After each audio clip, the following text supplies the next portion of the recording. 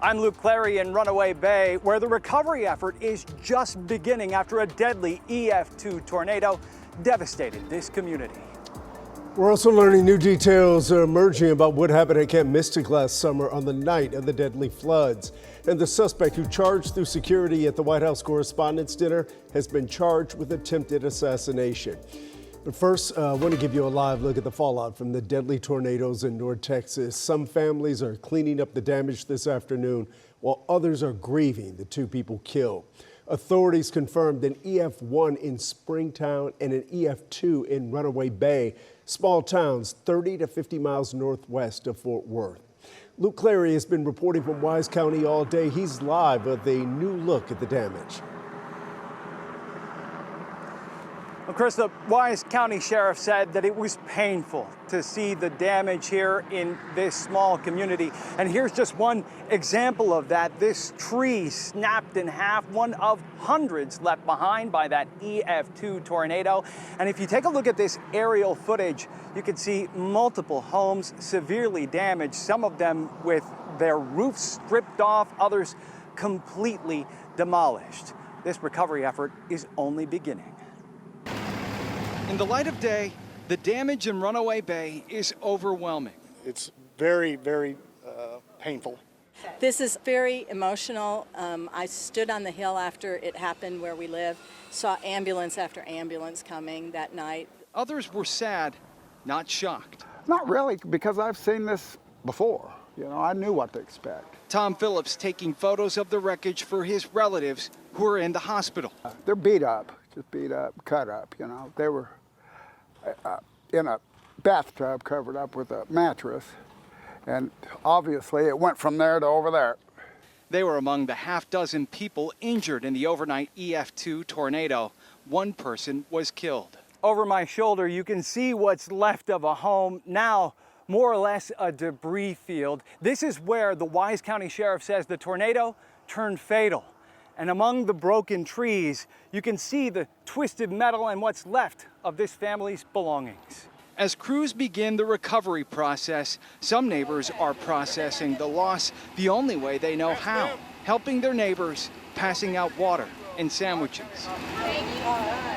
What do people say to you? Oh, they're just so grateful. They say thank you, bless you. You know, a lot of God bless yous. You'll hear that here in Texas. The day after, and the day after, and the day after, how all these people are going to come together. That's Wise County. In Runaway Bay, I'm Luke Clary. Okay, about 25, 30 miles from where Luke's reporting, another tornado hit Springtown, and Mayor Mike Kelly has issued a disaster declaration through next week. The twister shredded a popular wedding venue called Covered Bridge. If you're from Texas, you know the weather's unpredictable here, but it's just, you don't expect it to hit where you're going to be in 30 days. Yeah, Mitty Hicks just spoke with a couple who were planning to get married there, and coming up tonight at 6, she'll show us what they're planning to do now. That's in 30 minutes, right after World News Tonight. I want to bring in Chief Meteorologist Pete Delkus. You know, Pete, it's obvious some families will be dealing with the impact of those storms for quite some time. Yeah, you just hate to see that, and especially, you know, when it happens that late at night, you know, on a Saturday night, people are out and about enjoying their evening, maybe in bed asleep. Yeah. And it's just, it's rough. But yeah, I mean, you know, we're in the middle of tornado season, the middle of severe weather season. We have a low chance of that this evening. We have a little higher chance of severe weather tomorrow. Okay. So let me talk about what's just in front of us this evening. There's a low chance that a thunderstorm or two could develop across the area, and it could produce some small hail and some gusty winds. East Texas, the threat's a little bit higher for East Texas this evening for some quarter-size hail, 60-mile-per-hour winds, and even a very low tornado threat in East Texas this evening. Dallas, Fort Worth, and most of North Texas, it's just a really, really low chance. So I say that, and let me show you what I'm talking about. There's nothing happening out there. We had a record high today in the lower 90s. I think we hit 93. The record high is 92. Here's the story. We have a little bit of a cap in place. But what you need to trigger these thunderstorms is what I just mentioned. You need a trigger. We don't have a trigger right now. I mean, so even though it's crazy warm, it's really, really humid outside, all of the ingredients are there except for the spark. And that's good news. Now, I'm going to be really, really candid with you. The models have been horribly wrong. And most of the models are showing thunderstorms developing tonight, but they have been completely wrong the last 72 hours. So let me show you this one that may be a bit on the reasonable side. 7 o'clock tonight, there's one thunderstorm. There it is at 8 o'clock. Here we are at 9 o'clock, and then at 10 o'clock. And then overnight, we just calm down and things are fairly quiet until tomorrow. Now, I'll be back in a couple of minutes. I'll have the details on tomorrow's thunderstorm potential. It's the afternoon and evening, kind of the classic severe weather setup. It's wind and hail and also a low threat of tornadoes tomorrow. Then we have another chance of rain on Thursday and Friday, and then a cool weekend. Wait until you see that 14-day forecast. It's coming up. Now to a developing story in Washington. The man accused of opening fire at the White House Correspondents' Dinner just made his first appearance in D.C. federal court. This afternoon, we're learning more about the way Secret Service agents responded, and as Olivia Rubin reports, how Cole Thomas Allen was able to get access. Today, the man accused of storming the White House Correspondents' Dinner armed with what authorities say was multiple guns and knives, making his first court appearance. 31-year-old Thomas Allen did not enter a plea to the federal charges, now including attempted assassination of the President of the United States. The Department of Justice approaches incidents like this with urgency and clarity of purpose. Violence has no place in civic life. Thousands of people, including the president, vice president, and members of the administration inside that ballroom at the Washington Hilton Saturday night when police say Allen stormed a security checkpoint.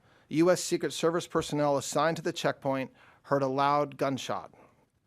One Secret Service officer was shot in the chest, but was wearing a ballistic vest that worked. Secret Service running to protect the president and get him off the stage moments after the gunfire. Investigators saying Allen took a train from California to D.C. and was staying at the hotel, checking in on Friday. Authorities say they found writings in his room. Sources say in a message sent to his family just before the attack, Allen described himself as a, quote, friendly federal assassin, describing grievances against the Trump administration, saying he planned to target officials. There's now an investigation into security that night and possible lapses, and the White House now saying they're reviewing security protocols ahead of more upcoming high-profile events like America 250 and the World Cup. I understand there will be a meeting early this week convened by the White House Chief of Staff Susie Wiles with top DHS leadership, members of the United States Secret Service, and our own operations team here to ensure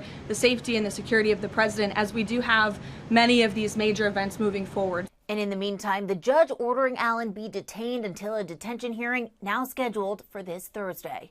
Olivia Rubin, ABC News, Washington.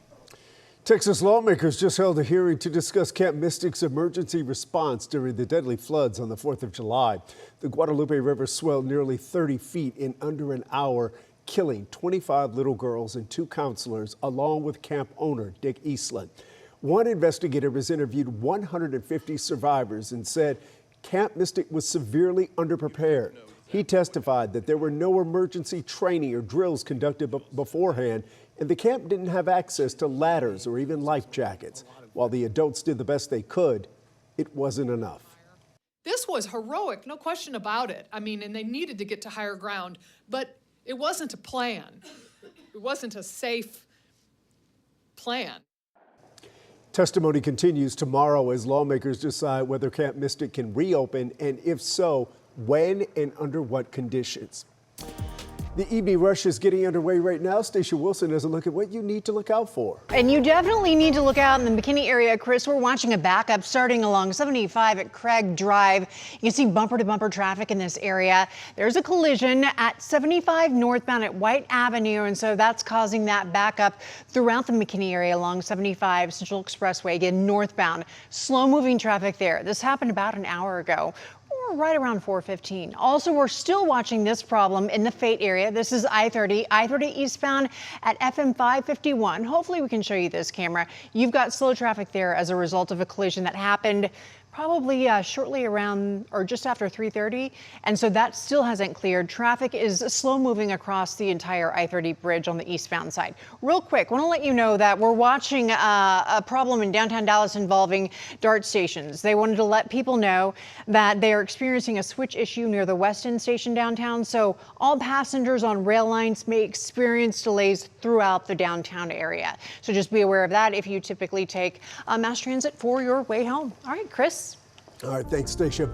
Jurors will decide whether to sentence Tanner Horner to life in prison or send him to death row. And today they heard from Horner's friend, pastor, and former teacher as defense attorneys build their case around his mental state. Brittany Costello was in the courtroom to see it firsthand. Tanner Horner walked into court Monday to more testimony put on by his defense team, attorneys who are looking to spare Horner from the death penalty after he admitted to killing and sexually assaulting 7-year-old Athena Strand in 2022. The judge agreed to blur his high school special education teacher. He usually could come to a good conclusion given enough time. She testified Horner was on the autism spectrum. She told the jury it did impact his social behavior, but he still had friends and was able to graduate with the rest of his class. He was energetic, talkative, it was always fun to be around. Jurors heard from his childhood friend and at times girlfriend, who testified that she and Horner bonded over a troubled home life. Prosecutors latched on. You're not a felon, are you? No, no. You haven't killed anybody? No. No sexual assault on your part? No. Despite your rough childhood? Yes. Perhaps the most compelling testimony came from a defense expert who is a speech and language pathologist specializing in autism spectrum disorder. She says she assessed Horner and says he struggles with social communication. It's a horrible diagnosis, guys. It's mild to severe. But she could not explain to prosecutors why his behavior did not match the diagnosis in the video of Athena's abduction, where she admits he was able to clearly and calmly communicate. Were you surprised by what you saw? Yes, ma'am. She admits to only reviewing materials provided by the defense in making her diagnosis, but she reiterated autism was not the reason Horner committed this violent act. People with autism are in every act of life and doing amazing things. In Fort Worth, I'm Brittany Costello. Coming up next, U.S. officials say Iran is serious about making a deal, but reopening the Strait of Hormuz would entail postponing any talks on its nuclear plan. For some victims of abuse, getting out takes money as well as courage, and the surging price of gas is making it more difficult to help them. And we head to break with a live look outside from our tower cam here in downtown Dallas. Pete's tracking the chance for more rain and storms tonight and tomorrow.